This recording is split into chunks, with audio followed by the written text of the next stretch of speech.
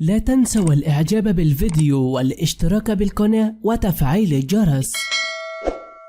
ظهور نادر لابنة دنيا بطمة التي أخفتها لفترة طويلة. لا تحب المطربة المغربية دنيا بطمة مشاركة صور أطفالها لأسباب خاصة بها. مؤخرا فاجأت الجمهور ونشرت صورة لها مع ابنتها الكبرى غزل التي أصبحت شابة بعدما كانت طفلة صغيرة. خطفت غزل الأنصار وشاد بها الجمهور بجمالها وملامحها الناعمة، وقالوا إنها تشبه والدها إلى حد كبير، تشدي الإشارة إلى أن دنيا بطمة انفصلت عن زوجها المنتج البحريني محمد الترك بعد خلافات عديدة واتهامات بين الاثنين. من الواضح أن دنيا هي من حصلت على حضانة أطفالها. اللهم احفظ دنيا بطمة وأطفالها ويحميهم يا رب، ويحفظ كل فنانين وفنانات المغرب، اللهم آمين.